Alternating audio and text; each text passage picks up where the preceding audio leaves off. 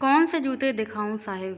दुकान का नौकर मुझसे पूछ रहा था और मैं वहीं शोकेस में सजे हुए महंगे जूतों को निहार रहा था। दुकान वाले ने मुझे कई बड़ी कंपनियों के जूते दिखाए व अंत में मैंने कोई 2000 रुपये वाले जूते पसंद किए। पैसे देते वक्त मेरी आंखों के कोर भीग गए थे। क्या हुआ साहिब? दुकानदार पूछता ही रह गया और मैं घर की ओर चल दिया, अपने उन्हीं प्लास्टिक के जूतों की ओर जिन्हें माँ ने 20 साल से पहले अपनी हैसियत अनुसार दिलवाए थे। हाँ, वही प्लास्टिक के जूते जिन्हें मैं हर मौके पर पहनकर अपने आप को शहजादे से कम ना समझता। यही तो वो काले जूते थे जिन्हें मैं गर्मी, सर्दी, बरसात हर मौसम में पहनता, जिन्हें कई पैबंद लग चुके थे। स्कूल में भी वही जूते पहनकर जाया करता था। जिन बच्चों के जूतों में चमक ना होती, मास्टर जी उनको प्रार्थना सभा से बाहर कर देते। इस सजा से बचने के लिए मैंने भी एक नायाब तरीका निकाल लिया था। मैं जूतों पर सरसों का तेल लगा लेता था, जिससे उन जूतों पर थोड़ी देर के लिए चमक बनी रहती, जो मेरे बचाव के लिए काफ़ी होती। 4 महीने, एक भाई तथा माता पिता सहित 7 लोगों के हमारे परिवार ने निर्धनता को बहुत करीबी से झेला था। टाट की बोरी के बस्ते लेकर स्कूल जाना, जिन्हें माँ बड़ी मेहनत से सिलती, किताबों का एक ही सेट जो बारी बारी से सब भाई बहनों के काम आया। शायद ही कोई किताब नहीं ली हो, ऐसा जान नहीं पड़ता। शायद गरीबी दुर्लभ वस्तुओं को संभालने की अकल दे देती है।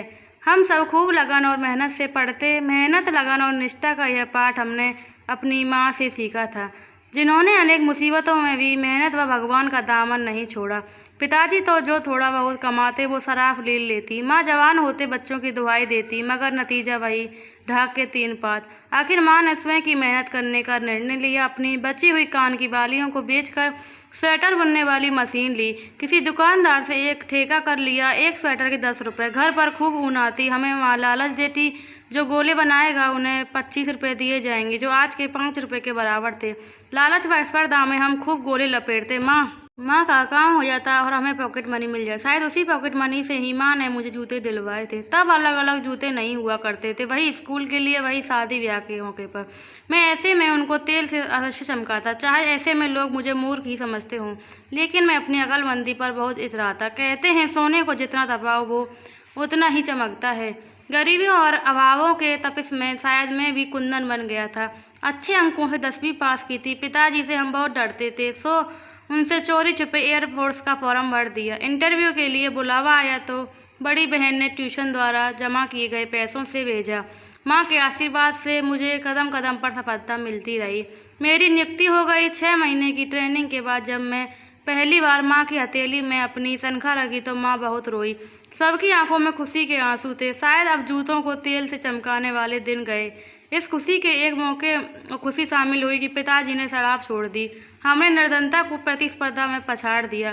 बहनों ने खूब मेहनत की तो सरकारी नौकरी प्राप्त कर अच्छे घरों में चली गईं। माँ की कोख सफल हुई। परंतु आज भी कभी कभी हम सभी बहन भाई इकट्ठे होते हैं तो उन प्लास्टिक के जूतों को देखकर खूब हंसते हैं तथा हंसते हंसते रोते चले जाते हैं। अतीत की गुर्बत को याद करके यह देखकर मेरी पत्नी तथा मेरी बहनों के पति हमें हैरानी से देखते हुए पागल समझते हैं। हम सब भाई बहन थोड़ी देर के लिए पागल ही बने रहना चाहते हैं, क्योंकि ऐसा कर हमें अपनी अतीत की जड़ों से जुड़े हुए महसूस करते हैं। प्लीज़ दोस्तों, वीडियो अच्छी लगे चैनल को सब्सक्राइब करो, लाइक करो और कमेंट करो।